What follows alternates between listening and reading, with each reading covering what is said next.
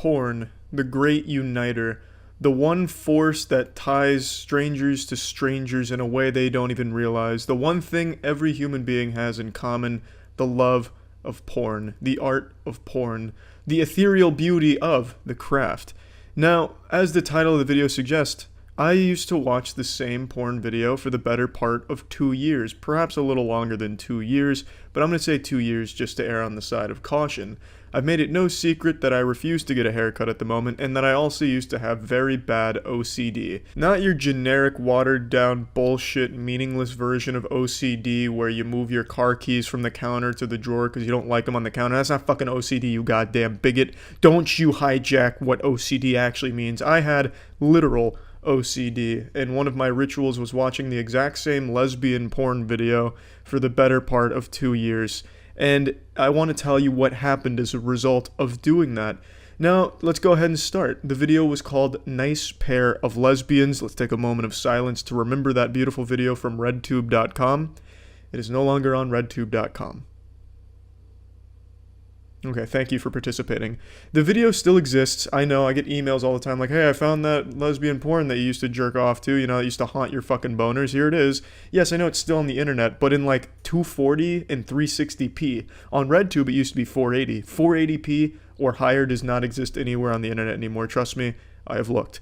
But that's besides the point. That's just to give you the context of what the video is. Maybe someone else out there used to also have OCD and jerk off to this video for 2 years straight. And if so, you're not alone, my brother, or my sister. You and I now share a cosmic bond, a bond stronger than the bond between a mother and her child. I love you. Now, it wasn't just watching this lesbian porno. I had an entire routine for it, like a choreographed dance routine for jerking off to this video. And I know I've talked about a little of this on the podcast before, but I still get emails asking me to talk more about that porno that I jerked off to for 2 years. So I figured I'd talk more about it. I also get emails asking me what's my Twitch account, and I'm glad you asked. It's twitch.tv/moistcritical. Go drop a follow, subscribe. Love to see you over there. I stream daily. Twitch.tv/moistcritical. Fuck yeah. But anyway, so this routine that I came up with, well, not that I came up with, that I kind of fucking cursed myself with and burdened myself with at the time. I would make certain facial expressions during certain points in the video. I would say certain things to the actresses in the video, and make no mistake, you goddamn delusional incels, the porn actresses are just that, they're actresses. They have a script of certain moves they're going to do. It's not like they're just fingering themselves and ass blasting their assholes with their fists for your enjoyment alone. It is a job, and they are actresses. Get it through your fucking skull. But anyway, I would say things to them like, oh, you're so hot, that's so sexy, I'm touching my dick to you, as if they could hear me, and as if I was communicating to them directly as like the director of this video. It was a really weird routine, it really was. To kind of give you a brief oversight of all of it, I'm not going to walk you through every step that I would do here. In fact, I don't even remember all of them anymore. But before I would watch the video, I would queue it up and let it all buffer and load, because this was a long time ago. I'm fucking using RedTube, so obviously it's a long time ago. And while it was buffering and loading, I would turn around from the video, so that way I couldn't see them, and they couldn't see me, obviously. And I would look at my penis until it was completely flaccid, entirely soft. So that way I was coming in there with like a clean canvas, and they were going to 100% get me from 0 to hero. So once I was certain that my dick was super soft, I would then sit down and get ready for the action. As it would start, I would say hello to the girls, and I'd compliment them on their beauty. The video started with a girl fingering herself, and I would compliment her on how great she was doing, and then the other girl joined in, and then I'd say hi to her, like, oh, hey, you just stopping by? Shit like that. It was really fucking weird. And honestly, I hope the NSA was watching during those times, because I would love to see those documents. I'd love to see that film. I think that shit would make for a really incredible case study on OCD, because that shit was goofy as fuck. And I would love to remember exactly all the shit that I would say. I don't necessarily want to see underage me jerking himself off into the webcam or anything. I could skip that part. But I at least want to see what I was saying to the girls during the video. But that's kind of how it went. Facial expressions, words and things I would say to the girls. It was always the same. I had to make sure I said the same things to the girls. I had to make sure I made the same facial expressions. I even made sure to keep track of licking my lips. I had certain time marks where I felt I needed to lick my lips at those times, otherwise I was disrespecting them. It was very weird. Now, I did this for, like I said, the better part of 2 years, and honestly probably a little bit more, but we'll say 2 years, and I didn't deviate from that video. I didn't venture out. That was my home. I lived in Nice Pair of Lesbians on RedTube, and they took my home away. It's not there anymore. I'd like to remind you all that it's not fucking there. It's a goddamn crime. It's a fucking sin what they've done removing that. But now, to tie it back to the title of the video, I watched the lesbian porn for 2 years. Here's what happened. What happened is I recognized how weird it was, and I started to really combat my OCD, and I started cheating on the porno by watching other videos. I did. I'll come out and say it. I fucking cheated on that porn video and watched other ones. And that's what happened. I stopped being so fucking weird through a lot of effort to try and combat my OCD rituals. I've talked about that in the past, so I'm not going to get into how I did that or the steps I took. But that's the result of watching porn for 2 years. You feel like a fucking degenerate loser, and then eventually you stop, hopefully, if you try hard enough. But anyway, that's the story for today. Thank you all.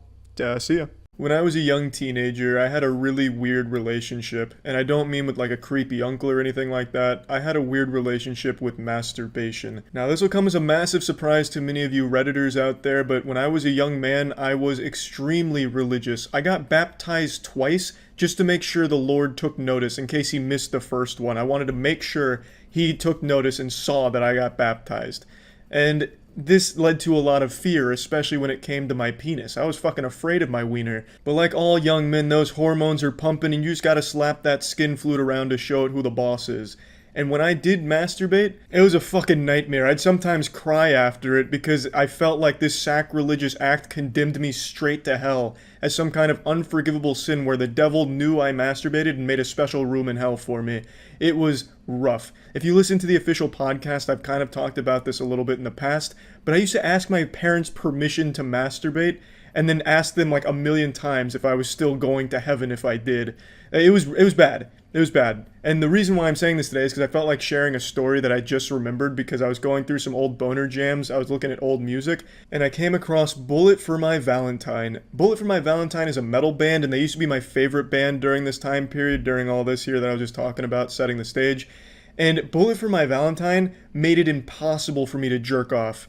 I don't mean like the band themselves. Like the band members didn't come to my house and slap my dick out of my hand every time I was about to jerk off. But I owned one of their posters that I hung on my wall in my room. It was the only poster I ever owned, and the only reason I bought it is because I saw in like old 90s and 2000s movies, the cool kids always had like a ton of fucking band posters and shit, like Misfits and Green Day with the beating heart, and I was like, shit. You know, they're kind of cool. I'll try that too. So I went to FYE. I don't know how many of you even remember FYE. That's like the Blockbuster of music. FYE was a place that sold CDs and some DVDs. You could buy one CD and a pack of gum for like $90. That shit was a straight up fucking scam. But I went to FYE and I picked out a Bullet for My Valentine poster. And it wasn't a very cool poster. It wasn't like album cover art or anything like that. It was just a picture of the band members all staring at the camera. So when I hung that on my wall, it looked like those pictures in old cartoons where the eyes would follow you around like some Scooby-Doo shit.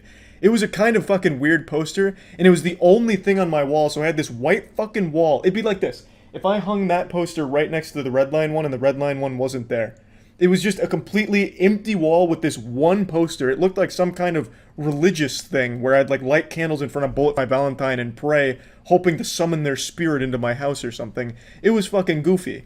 But I thought it would help make me look cooler, so I'd take like some pictures in front of it and post it on MySpace, like, hey, I got a band poster and shit. They're a pretty popular band, people liked them, and to be fair, their music still absolutely slaps. I was listening to The Poison today, and that album still has some absolute bangers on it. So I was like, okay, this was a good idea, this is cool, people think I'm a little cooler now because my room's got Bullet for My Valentine poster in it. But when I wanted to masturbate, I realized a massive problem. I hung the poster in the middle of the wall directly behind me. And my room was very small, so I could reach out and touch it like here. And I had the poster right behind me. Like it was my shadow. And the poster was looking over my shoulder. It was directly behind me. It was like Bullet for My Valentine was always staring at whatever the fuck I was doing on the computer at this time.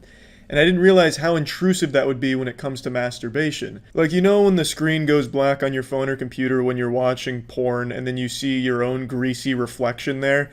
Well, I had that, plus all 4 members of Bullet for My Valentine watching it with me. It was like some shit out of a horror movie where when somebody wipes off the mirror, there's another reflection in it. So it's not like I jerked off very often back then because I was so afraid of it. I wouldn't jerk off for like 5 or 6 months. I'd carry around like 6 months worth of nut, and it made me absolutely mentally ill. I had OCD, like actual obsessive compulsive disorder, not that shit they talk about on Twitter where someone cleaned their disgusting room because I had like fucking 15 Travis Scott meals lying around and shit all over the place, so they cleaned it and then said they were OCD because they wanted it clean or whatever. No, you just wanted to clean a dog shit messy room. I get it. It's not OCD though. I had a whole lot of shit going on during this time, and this bullet for my Valentine poster was about to make it a lot worse. Because every time I did try and jerk off, and that poster existed there for like 2 years, every time I tried to jerk off, I fucking couldn't. I couldn't focus because I knew Bullet for My Valentine was right next to me, watching it and watching me. It fucking felt so uncomfortable. I remember I put tape over their eyes one time. Every band member's eyes, I put a little piece of duct tape. Do you know how fucking insane that looks? I probably would have looked like an actual serial killer if someone came into that room and saw that. Like, Charlie, why is there duct tape over their eyes? That's like some Zodiac killer shit. I had to stop listening to Bullet for My Valentine's music because every time I heard it, I'd think of jerking off, which is probably not what they were going for when they were making their music, trying to inspire some 16-year-old boy to just constantly think about touching his dick. It's so fucking terrible, all just because I bought a poster to look cool.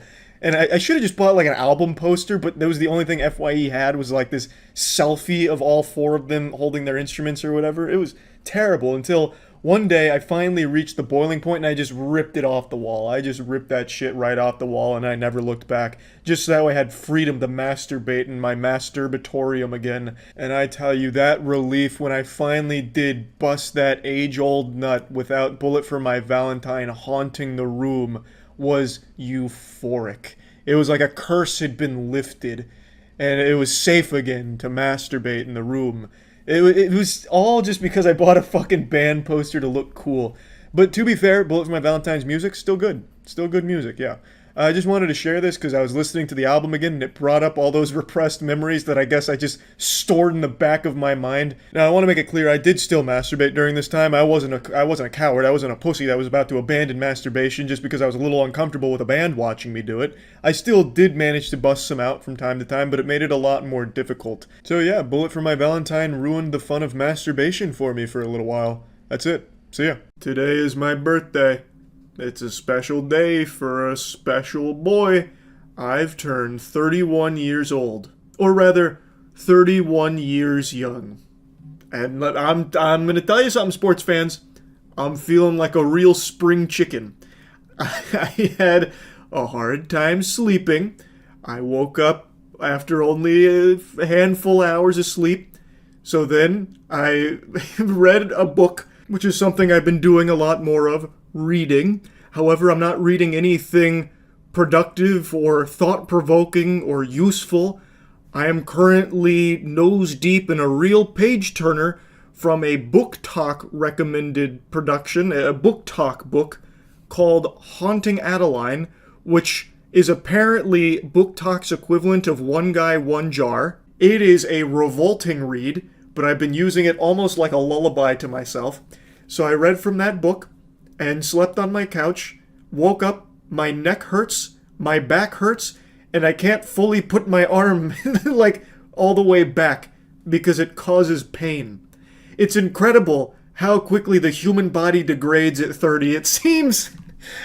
It's unbelievable, actually. I wasn't going to bother talking about my birthday or anything. I never do. I don't really treat birthdays like it's a huge deal or anything. But today has kind of been catastrophic, and I want to give you my first impressions of being 31 here. Especially because I gave such a glowing review to 30.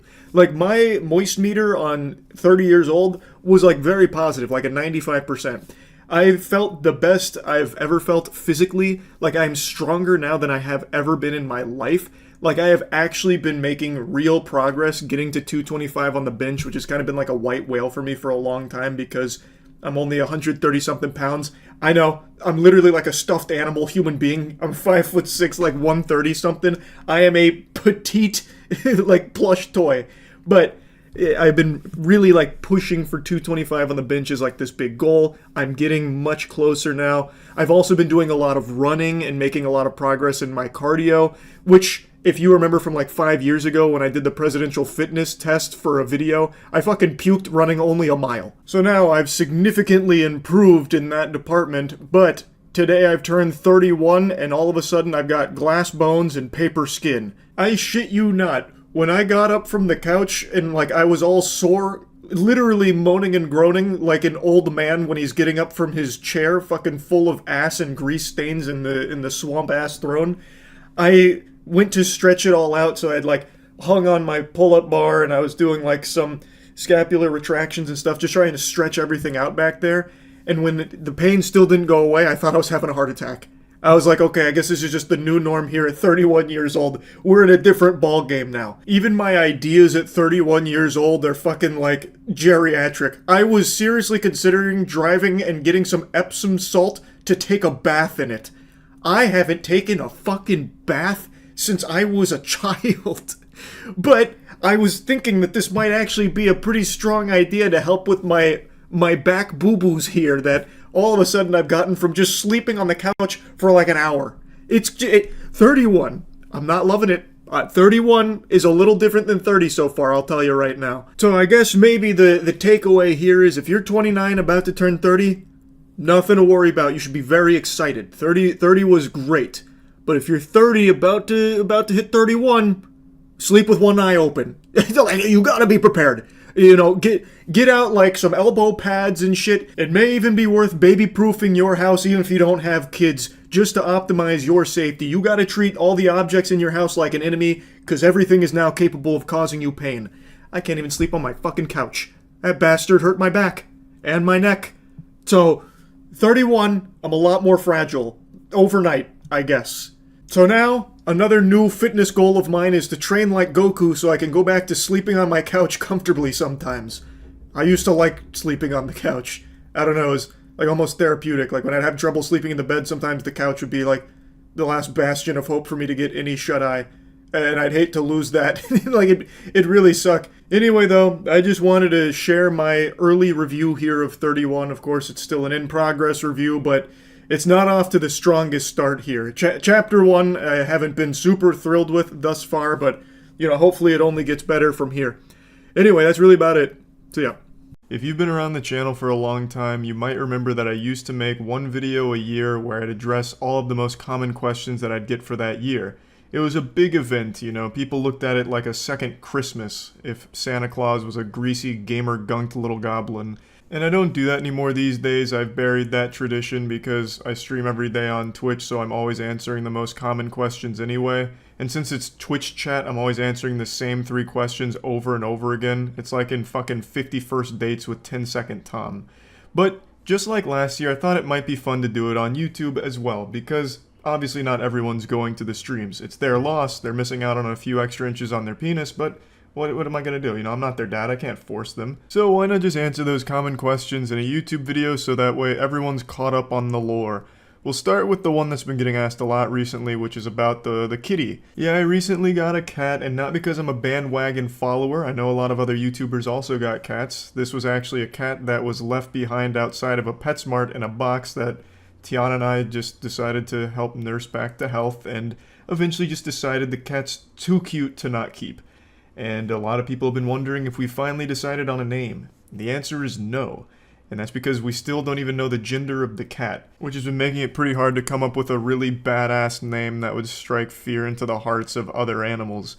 As I mentioned before, the cat was unfortunately born with a birth defect in its ass. I forgot the name of it, but fundamentally, like, the colon doesn't really connect to the anus, or it's extremely narrow, and it's a very serious problem, but we did get the surgery and the cat's been doing better, but because of that, it's been really hard for any vets to properly gender the cat. I didn't know this, and maybe because I'm a big fucking stupid idiot, but cats don't have, like, visible testicles when they're that age. I just assumed all cats were hanging dong, but I guess that's not the case. The proper procedure is to go into the ass to figure out the gender of the cat, which, because of the problem the cat was born with, has made it really difficult, so we still don't know the gender, so still haven't really decided on a name. This next question is one that I've been asked every year, a million times a year, since I became a little more open with all of you with my face and a little bit about me. It's, why are you so short? A real brain-bustin' goofy one. Yeah, I don't know. I guess I'm just cursed. I got unlucky. Osmosis Jones stunted my growth when I was 14. I don't know what you want from me. I don't know why I'm short. It's not like I enjoy being short. I'd prefer to be taller. I think that'd be great. But it's something I have absolutely no control over. Someone gathered all 8 Dragon Balls and made a wish that I'd be 5'6", and god damn it, that's where I've stayed since I was like 16. It is what it is. Me going outside and angrily shaking my fist at the clouds isn't going to do anything to help me get taller. I don't know why so many people ask so many questions about me being short. Yeah, I suppose I'm just a circus freak at 5'6". I don't know. But I've answered this every single year for like 6 years now. And I can't wait to do it again next year. While we're on the topic of repeat questions, this is one that I also always get asked is, why am I so negative? I just disagree. I'm not negative, pussy. You're the Debbie Downer, not me. I'm not negative about things. I just am not like a completely brain-rotted zombie consumer who just accepts everything with a big smile on my face and like says it's perfect.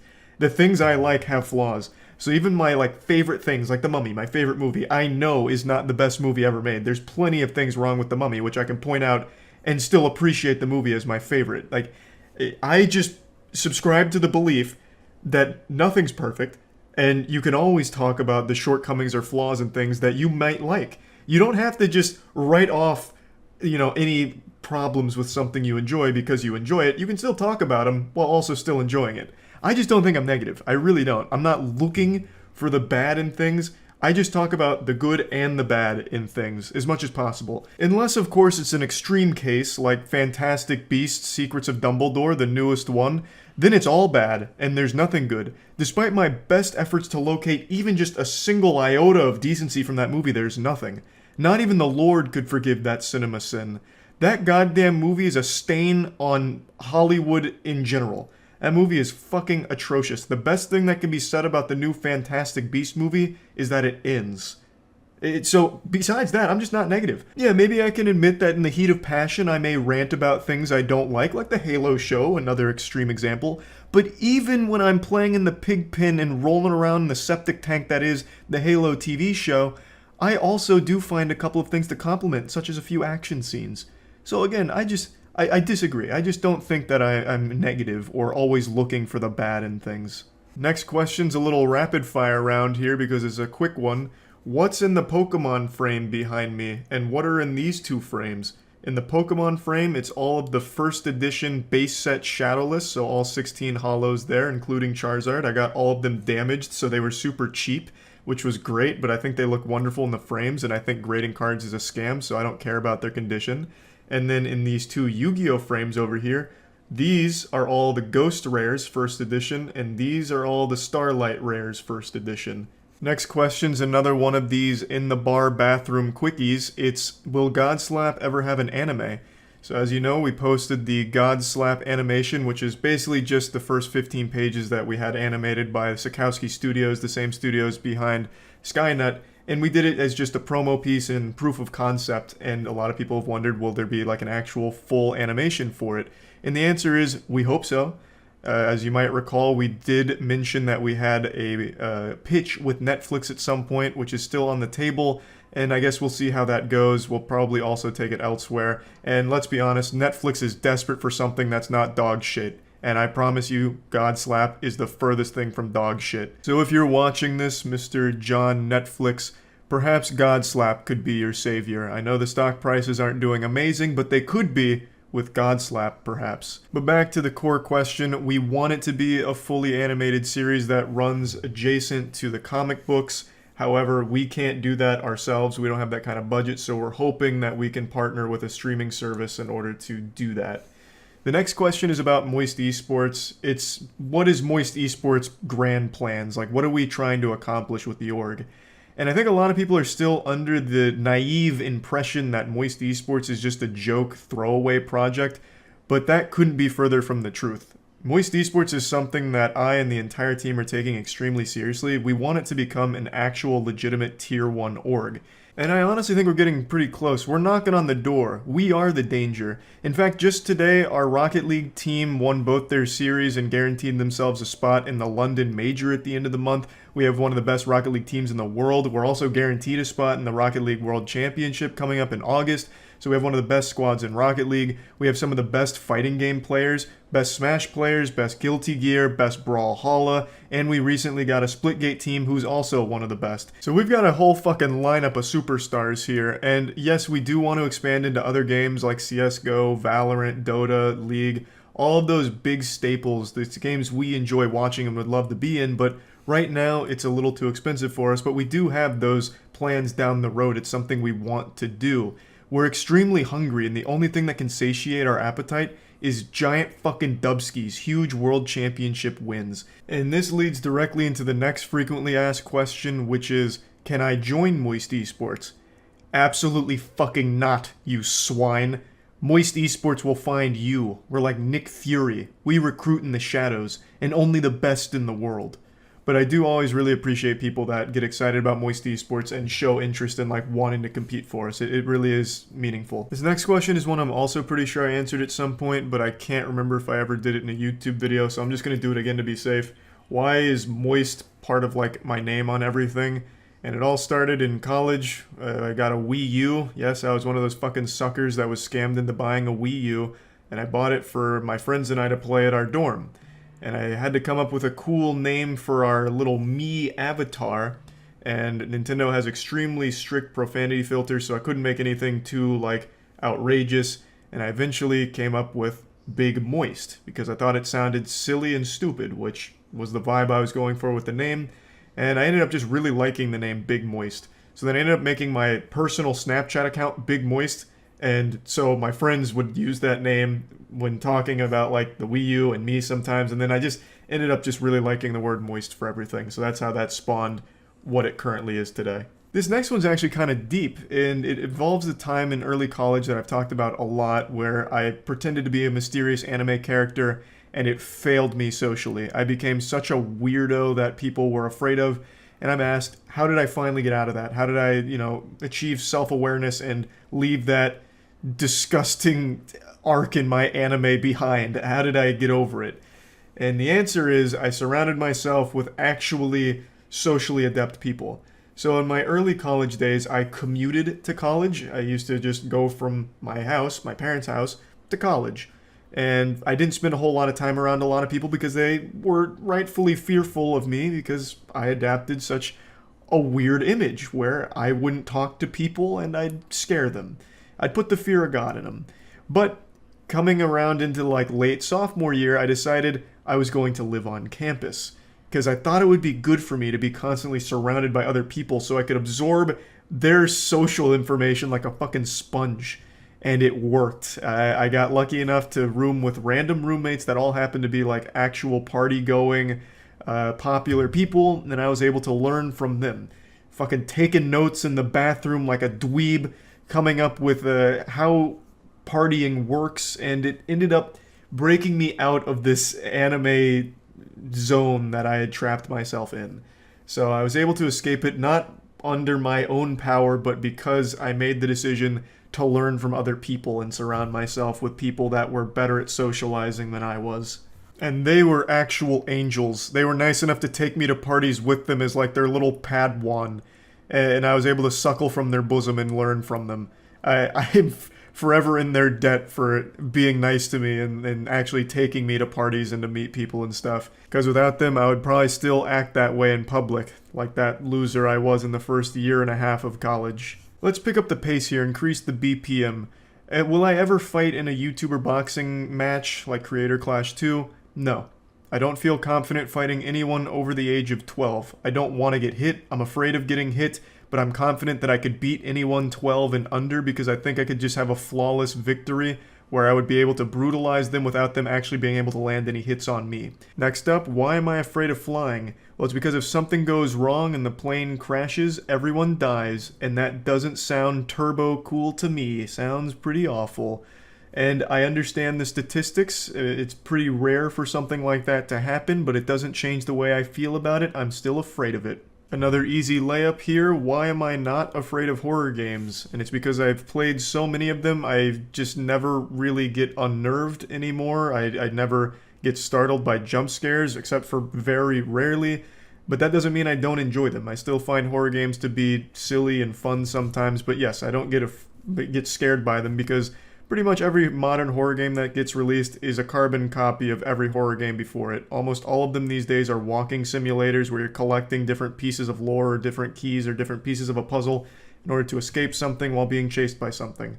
It's all the same formula that I've seen a million times, so by now I'm just pretty numb to it. It just doesn't scare me, and it never really has, except for when I was younger. I'm sure there's quite a few questions that I missed, but these are the ones that were top of mind for me, so I imagine these were the most common ones. But if there's anything I didn't get to, I'm sure I'll answer it on stream tonight anyway. So anyway, yeah, just wanted to do one of these again because I think it's always at least fun to just go over questions that people have.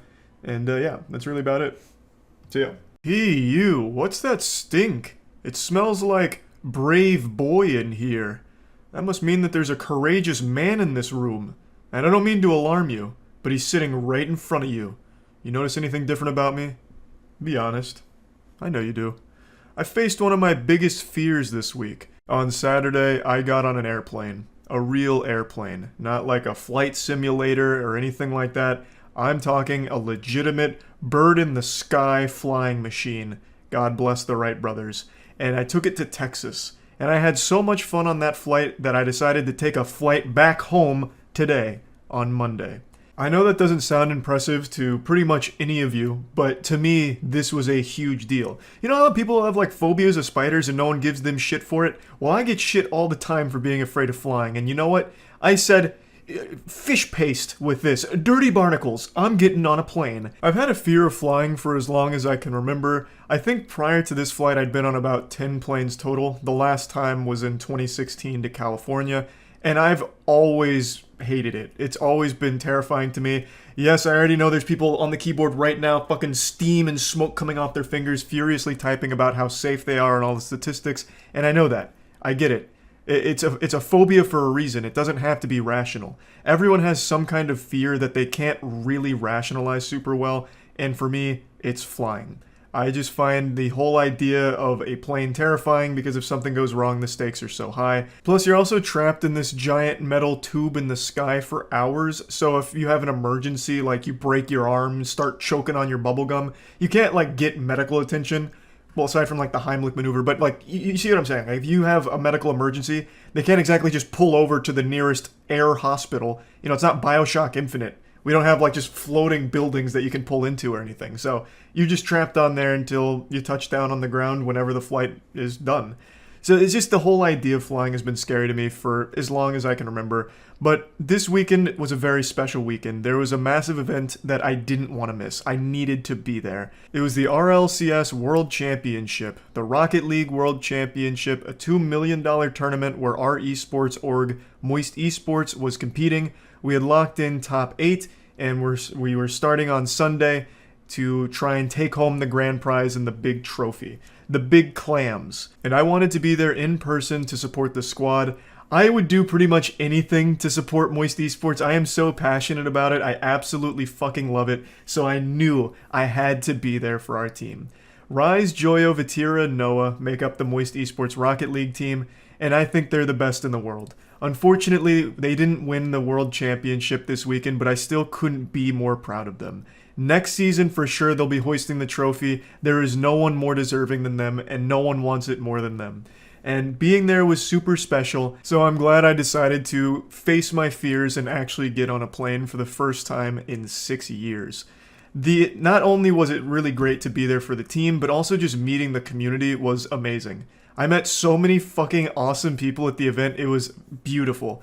The fans chanting "Let's Get Wet" was unforgettable. Them chanting "Rise, Joyo, Vatira," absolutely iconic and memories I will always cherish. The Psyonix team, Psyonix is the developers behind Rocket League, put on the best esports event I could have imagined. It was a 14,000 seat arena, massive jumbotron, even got to stream from there for the watch party, so you're welcome to check out that VOD. I'll post it on YouTube at some point too. it was just such an incredible experience, and it was absolutely worth the panic attack that I experienced on the first flight. So the flight wasn't smooth for me. The first flight to Fort Worth was absolutely miserable.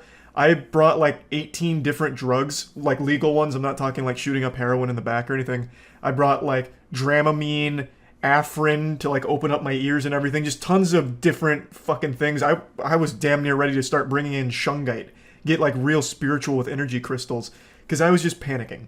And unfortunately, on that journey there, within the first 15 minutes, I had a full-blown panic attack. I thought my throat was closing up.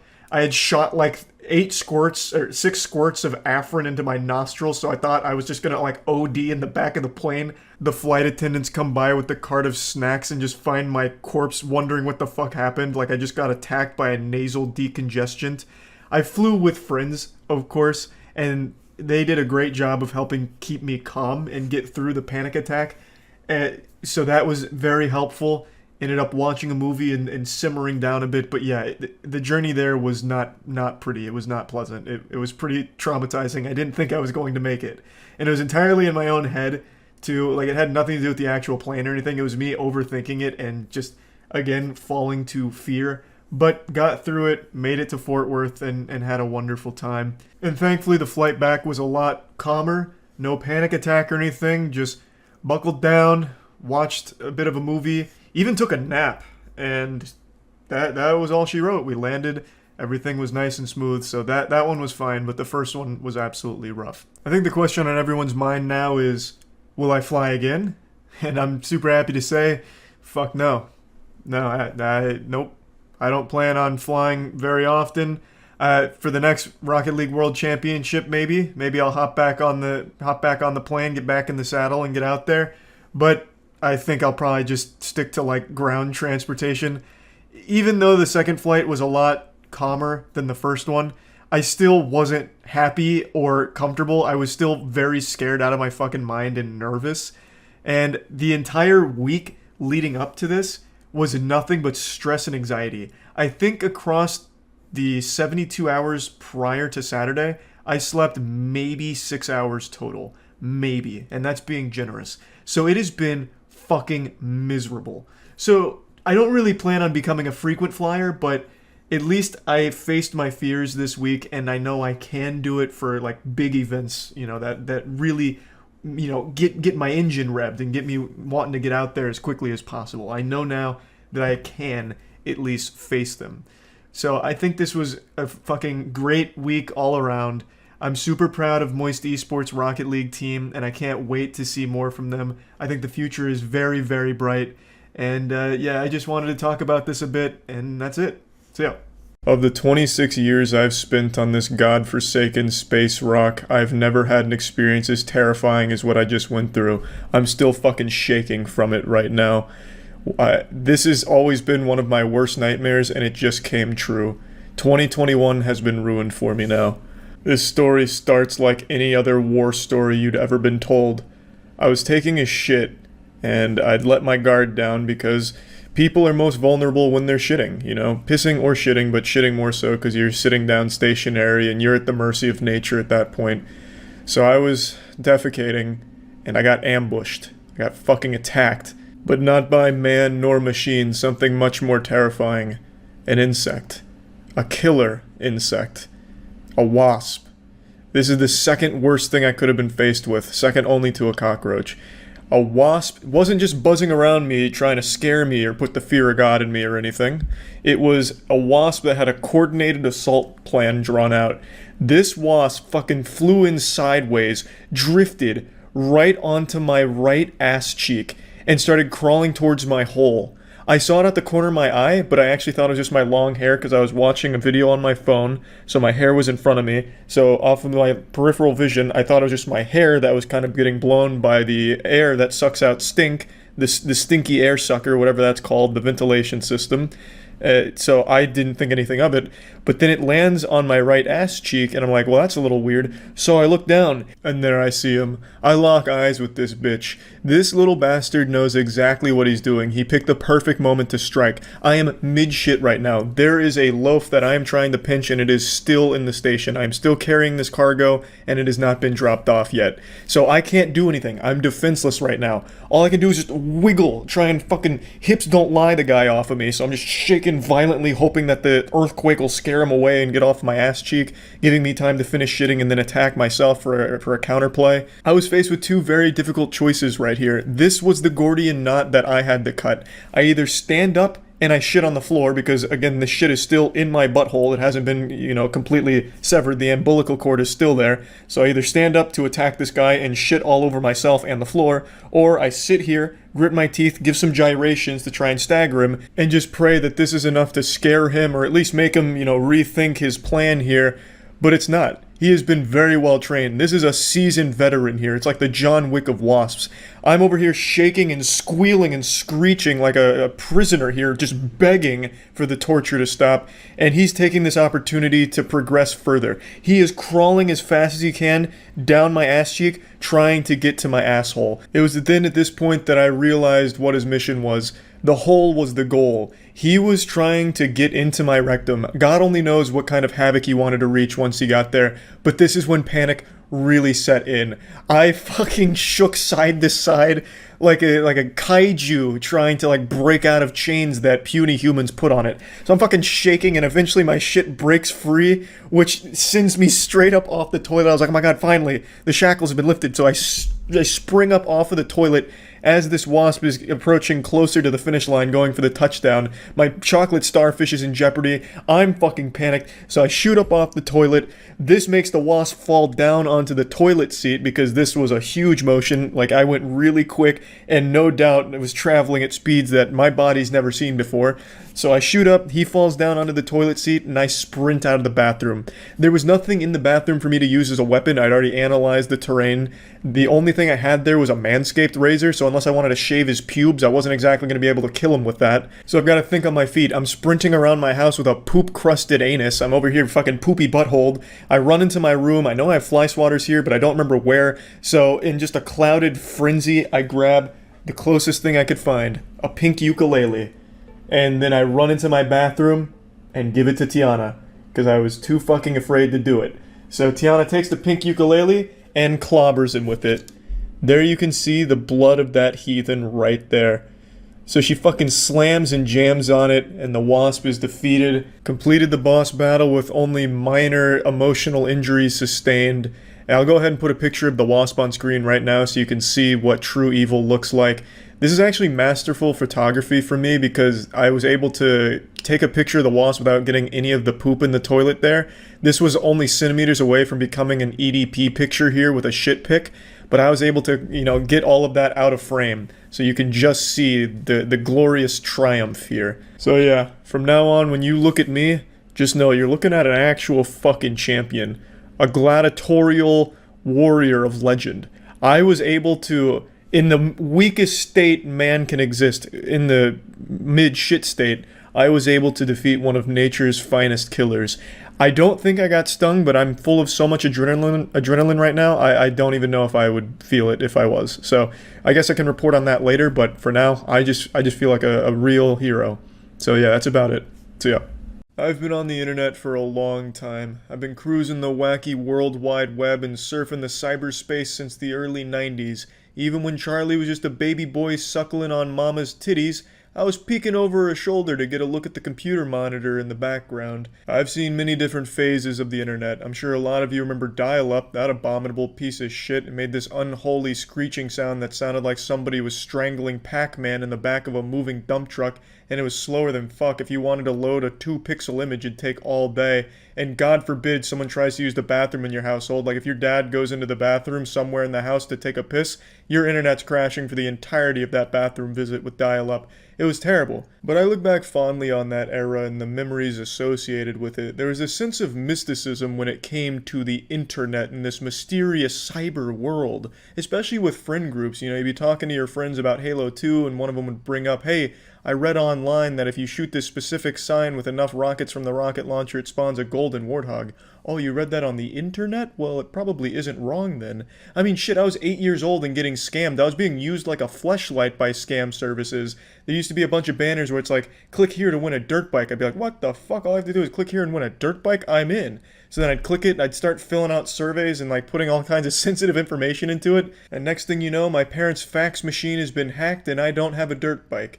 Now, why am I talking about this? Well, because sometimes when it's late at night, I just get these nostalgia boners thinking back on the internet content I used to consume, watching old stick figure animations from Stick Figure Death Theater, that old website, old animated music videos, and I'll just go on this nostalgia journey where I'm just fucking blasted back into my chair like I'm traveling through time watching this old content.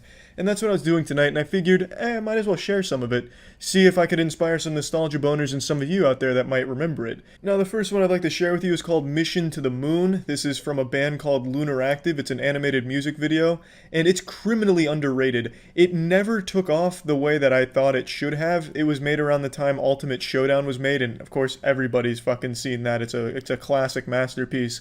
But I think Mission to the Moon should have been in the same conversation. This song flew under the radar on a website called StickPage, that I think it was StickPage, and this thing just bangs. So I'm just going to share with you an excerpt from it and just talk about it. The Earth's demise was imminent and it could not be saved. They assigned him to be the messenger who led the planet. No, they'd arrange a paradise on the moon where we all may go. Morning came, he woke up with little time. Preparation. He threw on some postcard in the truck to the story race. Wrote out the blueprint, the components in display.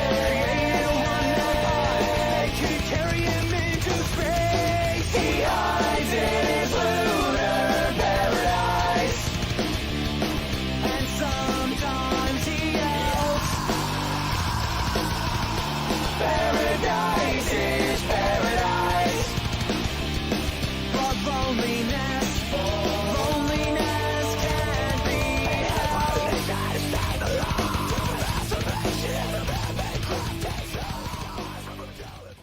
This thing just absolutely slaps. I'm not going to spoil the ending for you since the song is a story about a man who was tasked with taking humanity to the moon where aliens built a paradise for us because they knew that the Earth was about to explode.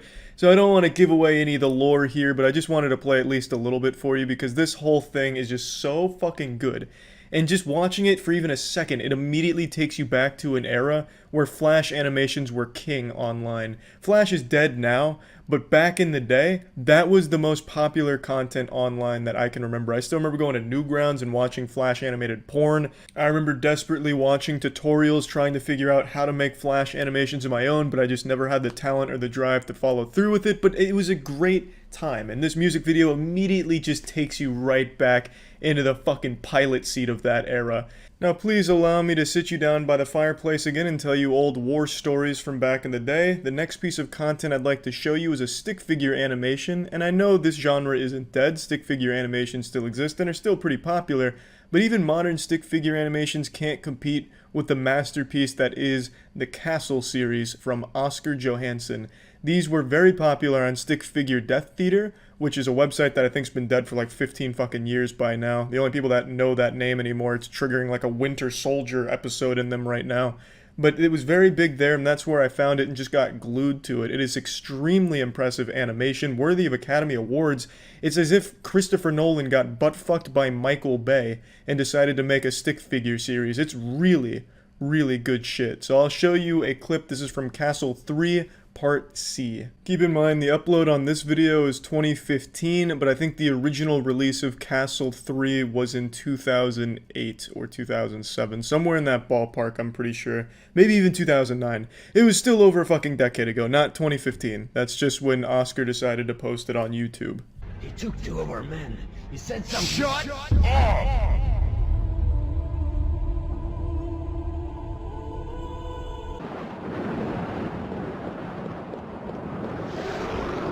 Look, it has begun. Hold it! What are you gonna do? Kill me?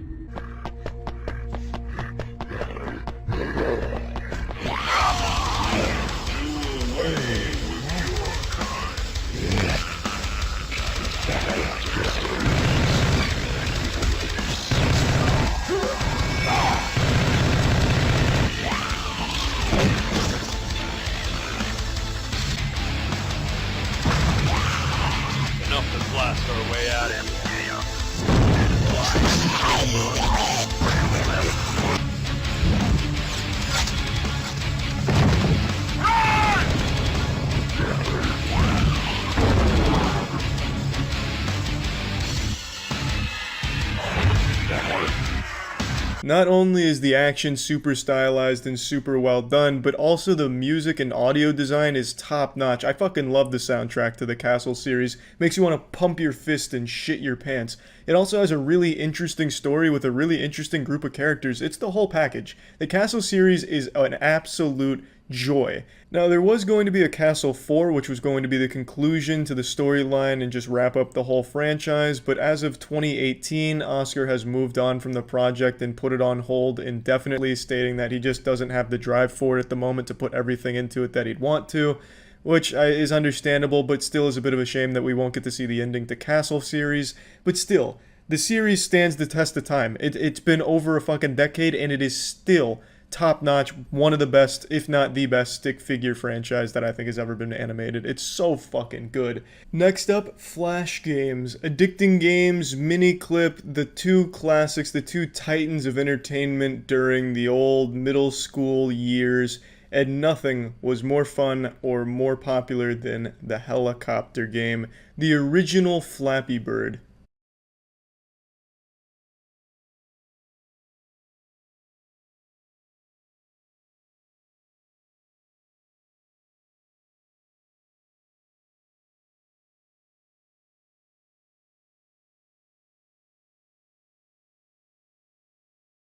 Looking back on it now, it doesn't look like much, but I put more hours into this naughty girl than I did Skyrim. I have so many hours clocked on this game, and I was the best there was when it came to the helicopter game. Truly a classic. Now, of course, during this time, RuneScape was also popular, as well as City of Heroes. Those were two games that I sunk a ton of time into. Both of these games still exist, RuneScape in an official fashion, and City of Heroes through private servers. I've streamed both quite a bit, so it's not as nostalgic to go back and watch videos of the games there, because I can still play them, and they're still just as good today as they were back then. But the helicopter game, I couldn't even find it when I was looking for it online. All I was getting was helicopter simulators.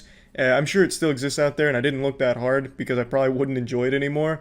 But shit, I just wanted to at least reminisce on this game here. I'm a little upset with this video, though, that didn't have Hypercam 2 on the top, unregistered Hypercam. That would have really completed it nicely. But yeah, anyway, I don't want this to be too long, just showing old content and talking about it. So I just wanted to show a few things because I was really feeling nostalgic tonight. So yeah, that's really about it. So yeah.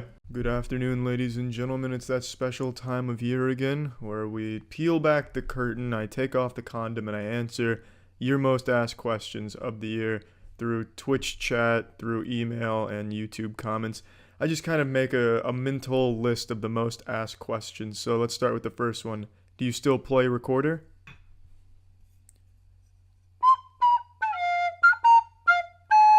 You tell me. How tall am I? I'm 5'6", the optimal male height. It's what God envisioned for our species. Anything above 5'6", it just seems silly to me. Why would you want to be taller than the golden height? It's the height. I fucking hate being short. Here's one that I absolutely hate, but I have to acknowledge because it truly is probably one of the top 3 most asked questions of the year. What is your favorite meme? Fucking hate meme and meme culture. I think it's all just super god awful and lazy. I just don't even understand the point of memes anymore. They're not even entertaining. They don't even get like an exhale from the nostril anymore. They just seem fucking silly. Odd flex, but okay. And god fucking e-meme. I hate that shit, but I have to acknowledge it because I answer the most asked questions every year. So what is your favorite meme? The only meme that I appreciate in any capacity is the oppressed gamer meme. I've answered this multiple times and even made a video answering it again, and yet I'm still getting emails about it, so I'm going to answer it yet again. Where do you stream now, since you haven't streamed on YouTube in a while? I stream on Twitch now. But wait, I thought you fucking hated Twitch. Yeah, I had a lot of problems with Twitch, the majority of which they've been actively improving on. Meanwhile, YouTube is devolving and fucking its own ass in all possible aspects. So I do all my streaming on Twitch now. See, even Tetra's tired of this fucking question. Listen to that. So yes, I stream on Twitch now. No, I don't hate it anymore. It's a lot better than YouTube streaming. Again, I will post a link to my Twitch in the description of this video. Next big question I always get asked, and this one I get asked all the fucking time, and again, this is one that I've answered before. What is your favorite type of porn? lesbian porn. I'm a man of exquisite taste. What can I say? Lesbian porn offers by far some of the best in the business. It's hard to dispute that fact. Yeah, you can have like your weird kinky fetishes where there's something with like rubber squeaky toys being shoved in the buttholes and whatever. But on the whole, and I'm not talking on the asshole, on like the general statement, lesbian porn in my opinion is the best that gets made. Next big question, is there going to be more wetware, new wetware selections? Yes, there is. And there is right now actually. There's hoodies and shit. There's a lot of new wetware available, so if you do want to get wetware, I'll put a link to that in the description as well if you want to check that out. Do you edit your own videos? For the most part, I edit all of my own shit, which is why it all looks like 2008 era shit, because I'm a really bad editor. I don't have a special effects degree. I'm not in contact with Marvel Studios effects team or anything, so it's pretty bare bones, just syncing, trimming, and then putting it together. It's about it. However, the podcast gets edited by Jackson, and the Moist Meter also gets edited by Jackson, which is why the two of those have a bit more production value and don't look like some middle schooler's portfolio or first time with Windows Movie Maker. I forgot to mention this one when talking about Twitch.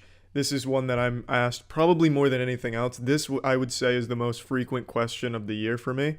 Will you be playing and or streaming huge name game coming out soon? Yes, I will most likely be playing and or streaming the huge game that you have just asked me about. I've got G Fuel in the veins. What can I say? I'm a hardcore, elite, top-tier gamer, barbarian, assassin guru. I play the majority of new games that come out. I always have. I stream a lot of them too. Maybe not all of them, but I do, for the most part, play the majority of the new games. So yes, I will probably be checking that out. What advice would I give to a college kid? I don't know why I'm always turned to for advice when dealing with college matters and the social aspect of college, especially after I already made the video talking about how I spent an entire year of my college life, my freshman year, pretending to be an anime mysterious guy who was one step shy of having his nipples pierced and wearing assless chaps to appear different and unique. I don't know why people would turn to me for the social aspect of advice in college, but regardless, the advice I would always give someone is don't be weird. Don't be weird. Now, don't misunderstand what I'm saying. I'm not telling you not to be yourself or to just be like some carbon copy cloned of every other fucking douchebag in college. I'm saying don't come on too strong and fire on all fucking cylinders. Go in there full mast, full erection, blood pouring to your throbbing member, gloating about your favorite hentai to someone you're just meeting for the first time. Ease your way into someone's life, find commonalities, common ground, small talk, and then, go from there. Just, I guess it's less of don't be weird and more of don't be so overbearing.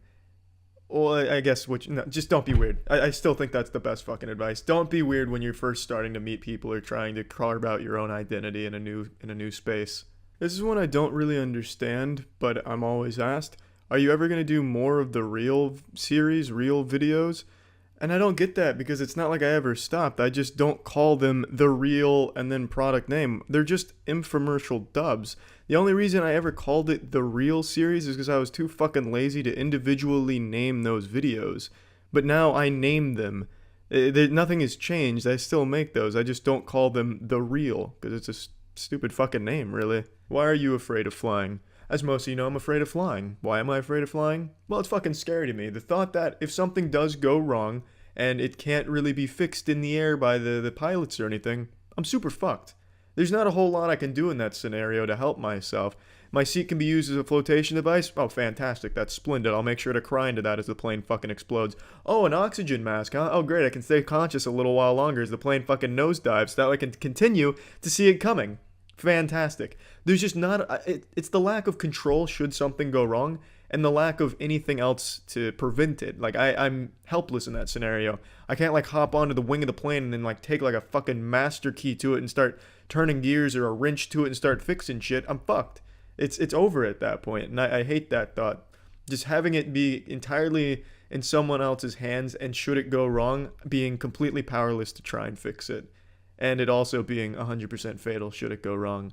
It's fucking scary. Flying is scary. You're insane if you fly. You're a fucking mad lad if you fly. I respect you. I respect that a lot. I can't do it. It's fucking scary. I've done it like 10 or so times and it's fucking terrifying every time. Another big question that I get asked every year. Why is my YouTube channel Penguinz, what I call myself, Critical or Charlie? The channel's 12 years old-ish. I made it when I was very young. I didn't put a whole lot of thought into it, so I just called it Penguinz because I like penguins. I still like penguins. And then it was Critical because that was my Xbox Live gamer tag. I changed my Xbox Live gamer tag to that, and I like the sound of it, so I went by that as well. And then Charlie's my actual name. So I got a lot of fucking aliases out here.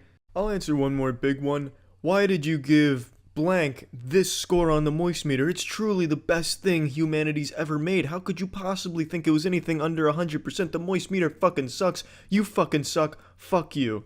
Well, I gave it that score because I thought that's the score it deserved. That's typically the story behind it. There's no, hidden meaning behind it. I just kind of try to grade it objectively speaking. Or I guess you can never really be fully objective with things. You're always going to have your own personal biases in there, I suppose. But I do my best to keep it objective. And I thought that's the score it deserved. I'm sorry to have spit on your beloved property, but one thing I've learned, when you start reviewing something, you open yourself up to such hostility from the fanboys of that area. For example, the best one I can pull from immediately is Rockstar. People blindly follow Rockstar games and will always support them no matter what type of anti-consumer business practices they employ, and even if the games really aren't as good as they made out to be. Red Dead Redemption, I gave an 80% to because I feel like that's what the game 100% deserves with its shortcomings and its incredible innovation in the field. I think it's a very good game, a game that I would highly recommend to the majority of people. But because I don't grade things the way the other journalists do, where everything gets a 90 or 100 these days to appease the super angry and super fickle gamer culture, people target me like, oh, this fucking guy just wants to be a contrarian. Oh, he has such shit taste. He's obviously just doing this for views, even though the score's not publicized in the title, so no one would really know unless they had already clicked on it to see the score. But regardless, it's a shit argument. The point I'm making is, in today's day and age, you're not allowed to criticize something, and it's just sad because even if you have valid criticisms, it doesn't matter because people that are a fan of who the studio or the property itself take it as a personal insult and will never see those complaints as anything other than just edgy or contrarian for the sake of being contrarian, which is sad. And journalists really they enable this type of behavior by just giving these scores away. You'll be hard-pressed to find scores in 2018 for games that are below an 80. Nearly everything is an 80 to 100 in 2018. And I'll tell you right now, every game that's come out this year is not in that ballpark. Not even close. So, I guess to answer the question, why did you give it this score? It fucking deserved it, in my opinion, for sure. Well, that was this year's yearly answering questions video. I hope I answered the question that you've probably asked at some point. I hope I covered most of them. That's it. See ya. Last week I took you on a journey through the artistic genius of Charles White, the modern-day Da Vinci. I showed you some of my greatest pieces from my time as an art major in college. Of course, my crowning jewel, my magnum opus, being this portrait of my father that I created. When I first saw this, when I rediscovered this artifact here, this treasure, I actually didn't know it was my dad at first. I thought it was one of the models from the class I drew it in, which was figure drawing, where you had people come in, and I thought the model just happened to look like Jared Fogle from the Subway commercials. But the reason I knew this was my dad is because I recognized the chair he's sitting in, and I was like, wait, that's my fucking dad I drew, huh? And then, of course, all the similarities just started hitting me. It's a very abstract interpretation of my father, but to the keen eye, the trained eye, you'll immediately recognize it, I would say. Now, is this the single worst piece of art in history? Absolutely not. Is it the best piece of art in history? Yes. Yes, it is. I really love everything I was able to capture here. If I was to go back and redo this, the one thing I'd do is I'd get rid of the camel toe. My dad, he doesn't have like a visible camel toe or anything like that, but I hit him with some moose knuckles here, and he didn't deserve that. I didn't do it on purpose. It's just there were some folds in the pants I was noticing, I think, and I just accidentally reverted to like hentai techniques. So a bit of a miscalculation there. I also might want to have put some legs on the chair, because right now it looks like it's a floating chair, like he's fucking MODOK. But everything else is right on the money, I would say. I really like what I was able to do with his torso here. It kind of makes him look like a thwomp from Super Mario 64, just like a giant fucking block. He's not like this wide or anything, but I was playing with dimensions, of course. As an artist of my caliber, it's nice to distort reality a bit and play around with proportions, which is, of course, I was experimenting here with great success. I need to definitely get that framed and maybe find some candles to put around it to make it look like some kind of satanic ritual where, like, that's the deity we're worshiping or something. But it definitely needs to be, like, in an art museum or something, I would say. But anyway, this isn't about the actual art pieces. I wanted to tell another story from my days as an art major, because I hinted at a few tales from back then in the last video, and I figured I'd share one right away. This is one that I've only touched on briefly, like in the podcast and in the past, and I never bothered to finish the story because it's extremely embarrassing, and I actually feel pretty shameful for it, but I figured it's 2021, baby. Shame's a thing of the past. So let's fucking get in here, raw and no rubber, and I'll just tell you it like it is. So I took a figure drawing course, which is where I drew that piece as well as many others, where it's basically drawing people and things that you see in person. And one component of this course was drawing nude models, the idea being that you capture the human anatomy like it is, and you just go in there and put that pencil to the paper and you let it all hang out there. No secrets among the art students. Prolapse, rectum, and all from the model. It's going on the canvas. And it's that shit that you used to see in the old movies where, you know, the protagonist would go into an art class and everyone's drawing a naked guy whose dick is flopping around. It was that, but I took the course in real life.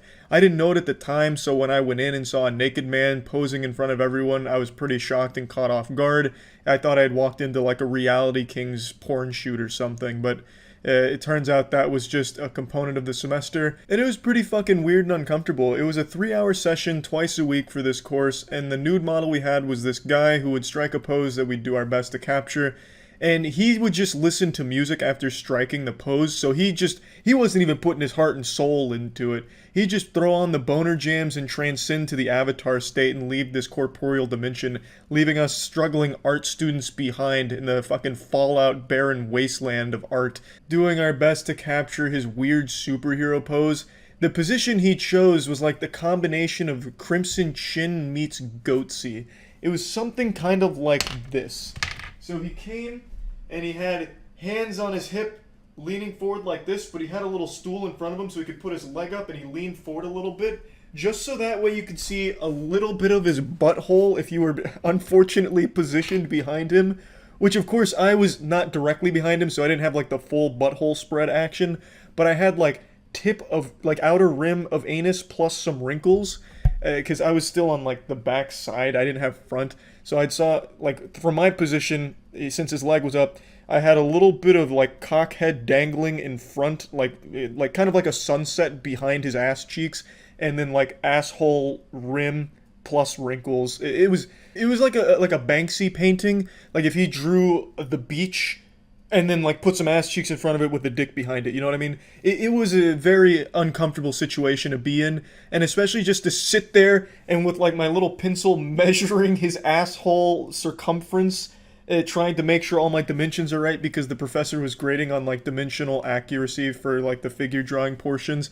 Obviously these pieces here, she just wanted to gauge where we were at for the most part, but when it came to actually drawing what she had in front of us, she would pretty much evaluate us based on how close we were to capturing the dimensions. So everyone was like really going deep into capturing each segment. The technique she taught us was to look at everything like letters in the alphabet, like for example, a asshole would be kind of like a C from my position, because I wouldn't have the full circle, so it wouldn't be an O, it'd be just a C. So then I'd have to measure out the C on the paper, and not to get into like the rubric and the grading criteria, but just to explain that I had to sit there for 3 hours thoroughly analyzing the wrinkles and dimensions of a man's asshole, ass cheeks, and like cockhead, and it was just really uncomfortable for the most part.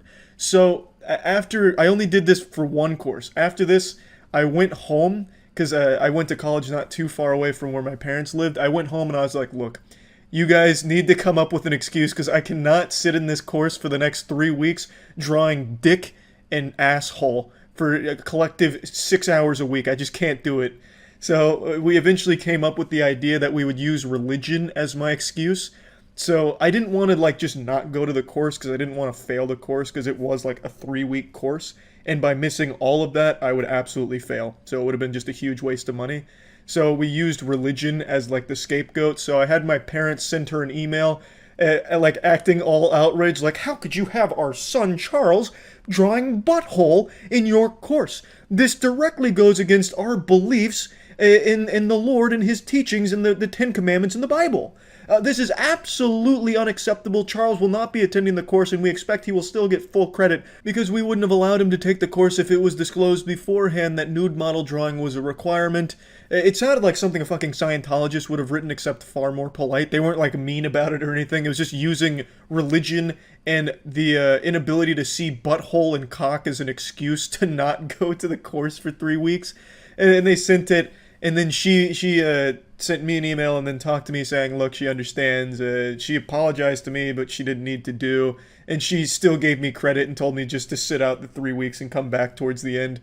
So, yeah, I got out of drawing that by using religion, the ultimate excuse. It was a genius plan, to be honest, and I feel really bad about it. And the reason I've never told this is because I really am super embarrassed.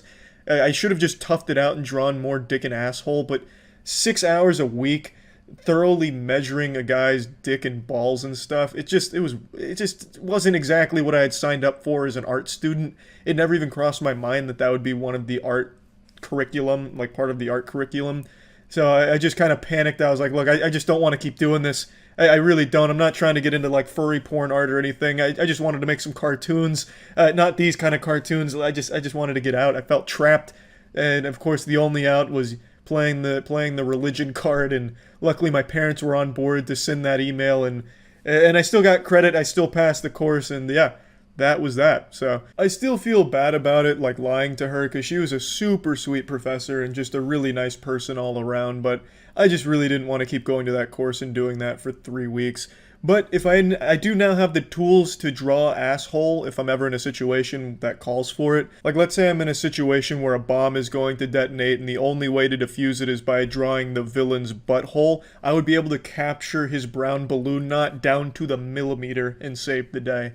So it wasn't a huge waste of time or anything, but you know, I never finished the course, so maybe I wouldn't even be able to fully figure out how to capture a butthole, but I feel like one course was probably plenty. But anyway, that's about it. See ya. Hi everyone. A question I get asked a lot is if I script any of my shit, and I don't write scripts for anything. It takes away some of the fun, in my opinion.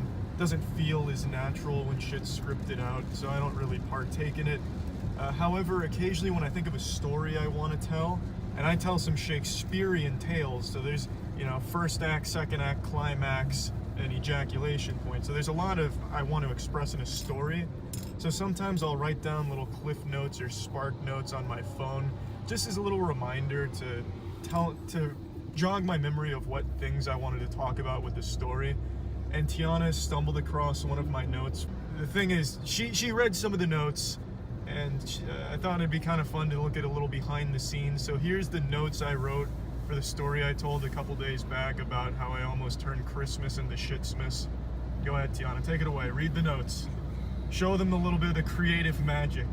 Well, he wrote in quotation marks a line for me to say, tell me about your big shit that almost ruined Christmas. That's a line that starts every good Christmas tale.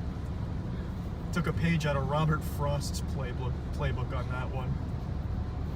And then it goes, a Christmas tale Dr. Seuss wouldn't tell you. Not religious wubba-lubba-dub-dub to enlightenment. That's a very important point I needed to make.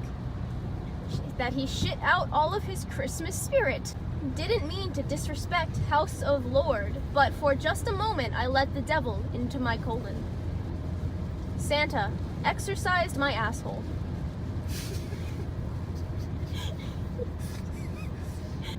I was Santa, and my only present was shit. The toilet will remember that one.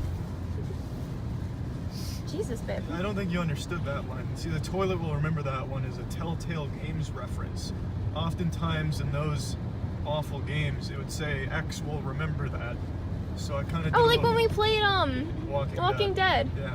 So instead of like a character remembering some trivial decision you made, it was the toilet remembering me putting fat shits in it. Grinch shit on Christmas.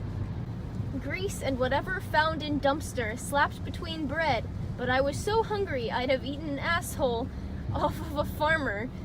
Her dad pumping ass to church, drifting around corners. Wasn't a church, it was a battlefield. That one is actually a play off of Alan Wake's ending.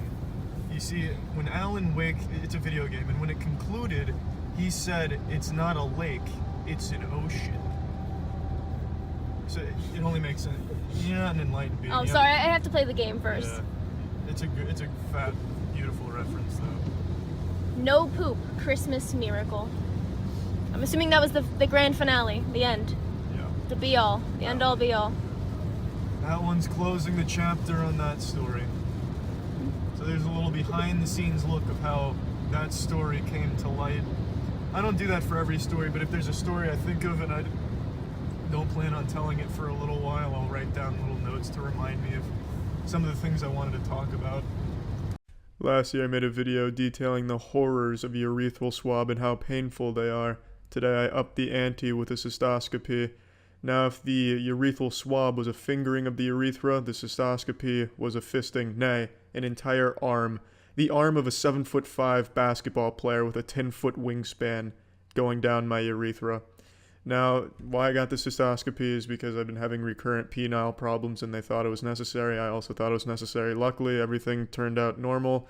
And I just would like to talk about the experience here, the urethral swab 2.0. Since I talked about urethral swabs, I thought it was only fair that I'd go the whole 9 yards here and talk about the next iteration of the urethral swab, the next evolution. If the urethral swab was Windows XP, this is Windows 10. So let's go ahead and talk about it. So over the last year, I've kind of become a urethral virtuoso. I know pretty much everything about urethras, what can go in, what can't. I'm kind of a urethral sommelier, if you will, in terms of adventures in the urethra. Now this one was by far my most incredible escapade in the urethral realm so far. Now, before I begin, I know some people actually put things in their urethra for pleasure. It's called sounding. I've looked into it and I can't believe my eyes. I don't know how these creatures can exist. That's neither here nor there. Let's go ahead and start. So, I started by lying down. They pulled out my wiener and they injected a numbing agent into it. And I felt every fucking second of it. It fucking hurt. It felt like my virginity was being injected back into me. It was like a Kamehameha wave of broken glass going through my urethra. And my poor penis ate all of it. Just drank the whole fucking thing bottoms up. The next step was the doctor came in and showed me the flexible scope. And it was intimidating to say the least. It looks like something you'd be strangled with in a Hitman game. And that was going down my urethra. It was massive. It was absolutely fucking massive. They had a nice big flat screen monitor set up, some nice home theater viewing, so that way you can get your urethral and bladder spectating pleasure in, and I was welcome to watch on the screen, which of course I did. I wasn't going to miss this opportunity to see what's going on under the hood down there. So he starts inserting the scope in there, and my cock's gobbling it up like Pac-Man chasing a high score, and I'm watching firsthand because I had front row seats and I was going to pass up on these tickets here. After it gets inserted, I turn my attention to the Jumbotron there to check it out on the screen.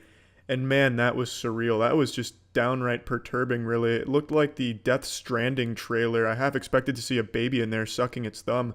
Instead of going into the mouth of Norman Reedus, it went into the mouth of my Norman Petus. It was quite the thrill ride, but it was, a little gross too, seeing all that in there. But it was interesting, very interesting.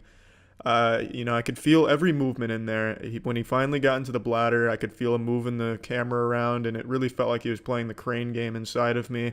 It was like quite the wild ride. He'd be turning around, and I was like, oh, fuck, now he's playing Gran Turismo in there. And as surprising as this may be to some of you, it did not feel good at all. And the lube they were using was running down onto my nutsack, and I thought I was peeing all over everyone, and I thought I was some type of fucking middle school science project with the volcano and the vinegar, and it was just leaking all over the place. Thought I was peeing everywhere. So then I was embarrassed, but I was still watching the screen because I wasn't that embarrassed. I wanted to see everything going on in there. And then in one swift motion, he pulls it all out like he had just hooked a fish on the line, and then that was the end of that. Hurt real good. But I will say the urethral swab, 10 times worse.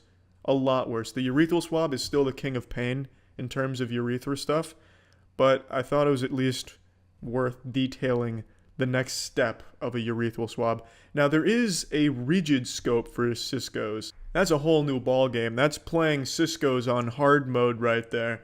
That is, from what I understand, like trying to insert a large oak tree through a crazy straw. There's a lot worse things that can happen with the rigid scope, and it's apparently a lot worse, and it makes a lot more sense that it would hurt worse because, it's a fucking, it's a hunk of steel basically going into your urethra. At least the flexible scope was flexible. But yeah, so between the urethral swab and the urethral swab 2.0, the OG urethral swab was far more painful, but it was worth at least detailing this experience just for the sake of, keeping the urethral adventures, getting them out there, telling the urethral tales that you can tell your children before bedtime, so that way they too fear the urethral swabbing boogeyman and such, as well they should. So yeah, this was my latest escapade in the urethral adventures, and yeah, I should also mention post-op Cisco how it feels. It feels like I'm just constantly leaking lava. It burns and my undergarments are wet, so I'm definitely leaking, that's for sure. And it doesn't feel good. It feels like I've got some hot charcoal bricks down there. It's like I'm smuggling drugs for the drug cartel, except the drugs are nothing but hot fucking mulch in there. So that's how it feels now. Hopefully it'll go away soon. And yeah, that's it. So yeah.